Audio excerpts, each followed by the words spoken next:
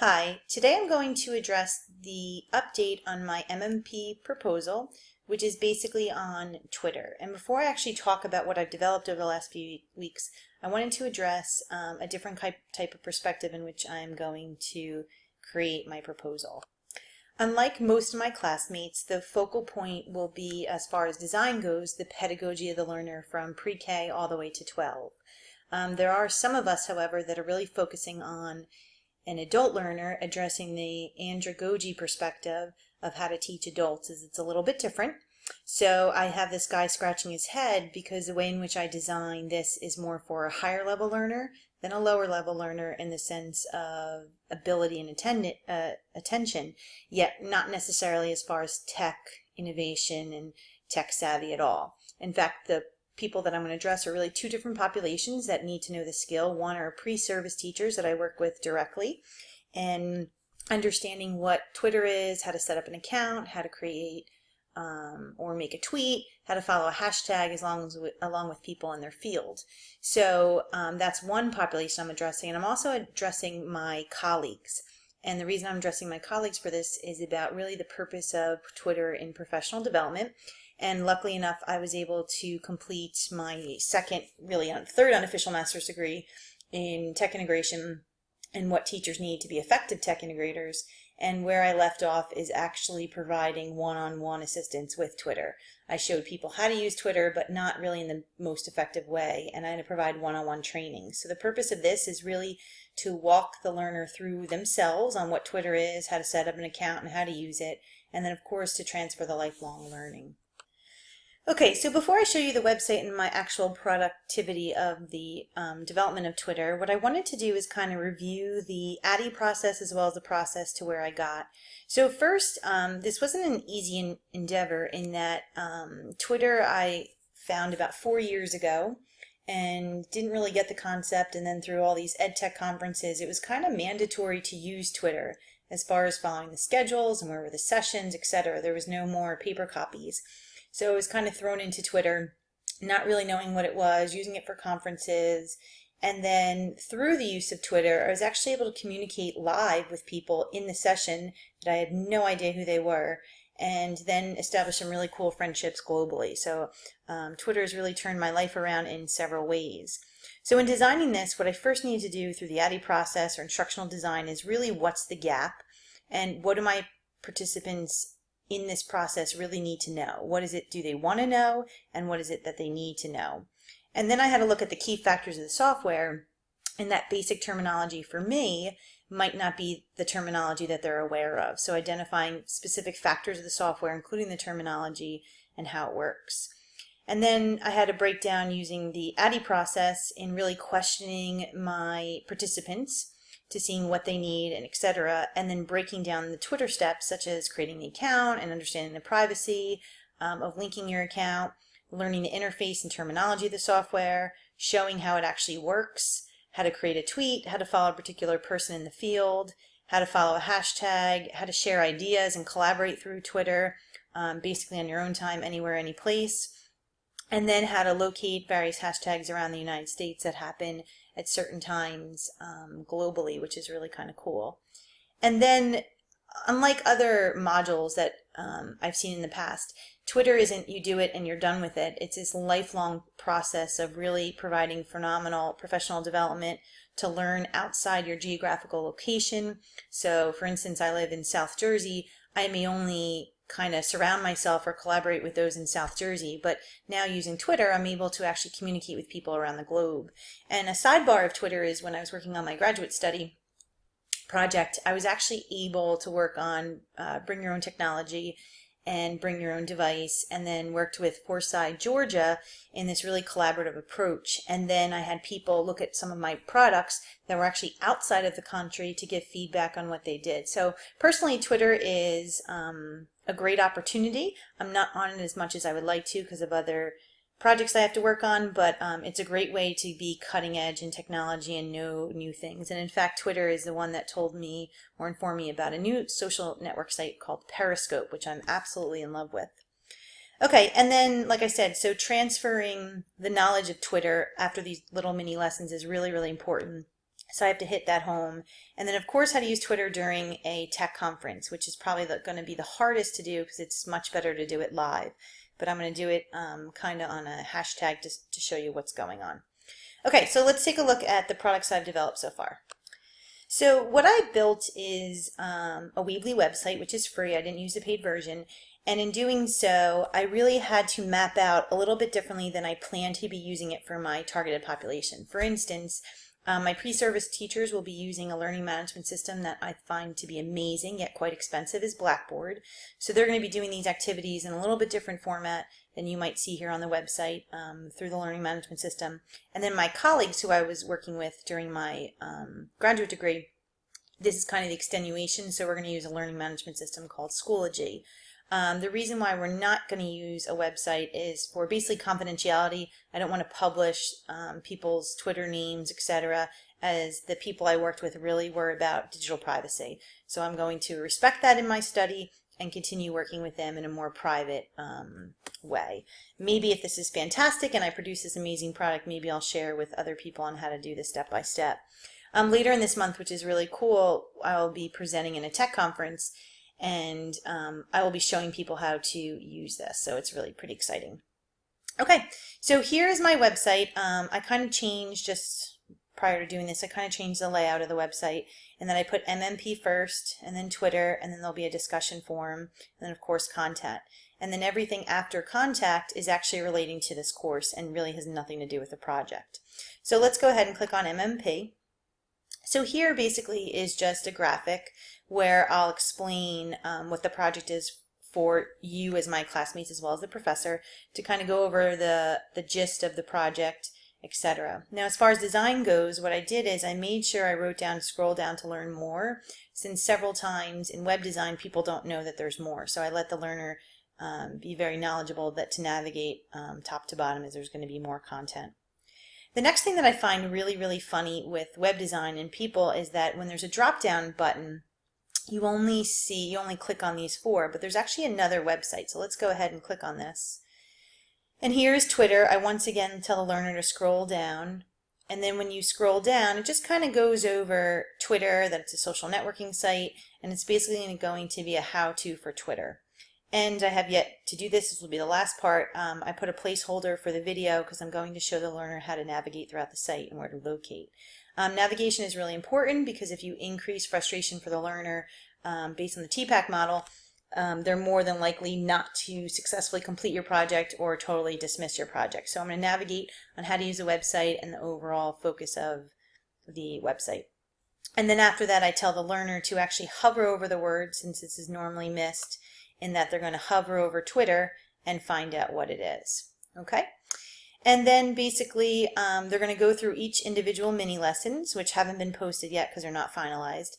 That will tell you step by step what they need to do, such as how to log in, how to create an account, how to do hashtags, how to follow people, etc. Since I'm teaching adult learners, what I thought was useful is to create a visual presentation, kind of use as a reference, and also to create a screencast. So the visual slides really show you step by step, and they can go back and easily find it. And then the screencast is a live presentation of the slides, as well as a live presentation on how to use it, doing it live. So I've kind of addressed different types of learners and what their needs are, so this is an effective plan. And then last but not least, I create a discussion forum, which is really a place where various assignments will be posted and where they'll have a collaborative experience. Now note, in the learning management system, you'll see a lot more people collaborating, and on this site it's mainly used as a placeholder to convert after the end of the course. Okay, so here is one of the products I did.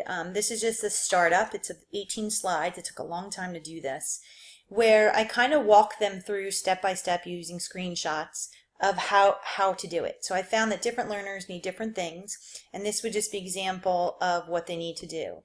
Now, of course, I let the learner know what to expect, and then these are all hyperlinks to various slides. So if they only know how to do certain things or want to flash back, they can. So there's a table of contents, and it kind of walks you through what is Twitter, then I tell you how to create an account, and it's step by step by step. Now, I have had formative evaluation, so people have actually seen if these have been successful, or if I missed a step, and they said it was very, very helpful. Normally in design, I don't personally like to do any more than 25 words, but because it's an instructional tool, it's acceptable to use more words. So here I basically go through various parts of Twitter, key concepts they need to know, the interface of what it looks like, tells you how to find notifications and your main homepage and where to find a direct message and settings, etc.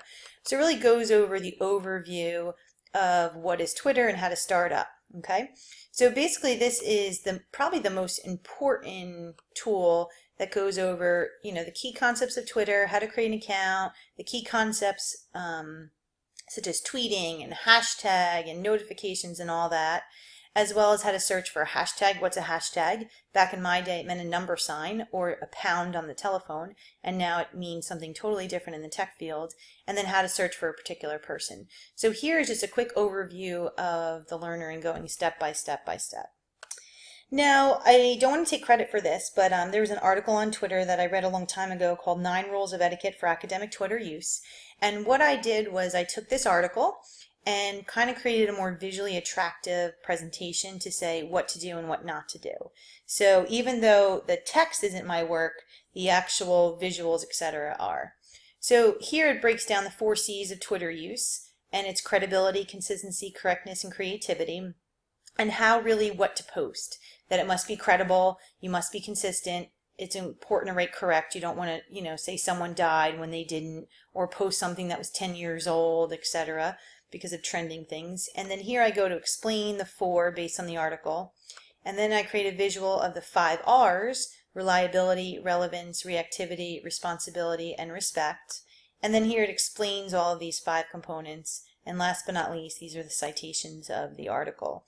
So it was not from me, but it was based on a webinar sponsored from the University of Delaware by Annette Barato, which is an adjunct. So I don't want to take credit for this, but it was a really good source, basically the 9 principles that I think are important, the 4 C's, as well as the 5 R's. And this is the first time I've ever seen this, and it was located on Twitter, so I thought it was very useful. Okay, the next part, what I did was ways to use Twitter in the classroom. Now, for me personally, we're not able to use social media at this time. We're able to access Twitter as a teacher, but we're not able to integrate it or have students be posting. It's against our tech policy.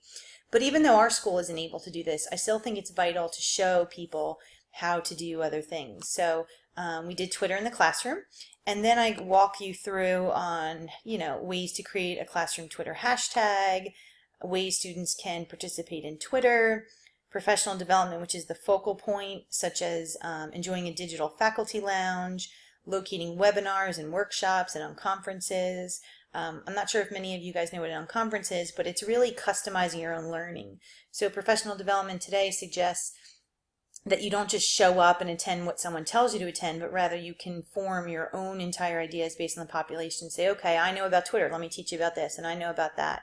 So it's really learning on demand and learning what you want to learn, being forced to do something else. And there's also a premise of an unconference called the rule of 2 feet, which suggests if you're in a session, normally they range anywhere from 20 minutes to an hour, and if you're in a session and you say this session isn't work for me, the rule of 2 feet says you can get up and go to something else. In fact, it doesn't necessarily mean a bad thing, but you can have 2 sessions going on at the same time and catch the beginning of one session and then attend the second session at the end. So it's a really cool way. Another thing for Twitter that I wanted to point out is that it develops personal learning networks, or PLCs or PLNs, personal learning communities, and then basically the networking with various educators, both locally as well as on the East Coast or West Coast, as well as globally. So I've talked to some amazing people around the world based on using Twitter, which is really, really cool. And then I go on in this presentation just talking about various people that I think are really vital, such as Cyber Mary Man, who is a retired, I think he's a retired librarian whose website, which is here, is amazing. And what he does, this is from him, I just put it in a table, I don't want to get credit for this, but popular hashtags. So you can do iPad chat or EdTech or EdChat or BYOD, etc. So these are just common, very popular technology hashtags that you can follow at all different times. And then there's some breakdowns of what I did from his website. Is it told you the hashtag and what time they're meeting, so it's really important. So here's just an easy way to take a lot of text and put it in a concise way. And then I broke down some different types of content areas in English and math and science. And then here's some other students with disabilities, which is my undergraduate. degree. And then of course some other tech hashtags, some iPad hashtags, and I kind of break it down. So quickly, visually, I think this is a strong way to show the learner exactly what they need to do. And then last but not least, of course, I have my sources and web links and videos on the use of Twitter. Now, with that being said, I actually took these presentations and did a screencast. Let's take a look at them. Okay, so here are some screencasts I have done. Some are for this class as well as for another, and what I did was there's a video going over the basics of Twitter, and then we also have the 9 rules of etiquette for academic use. So you hear me talking about it as well as going over each individual one.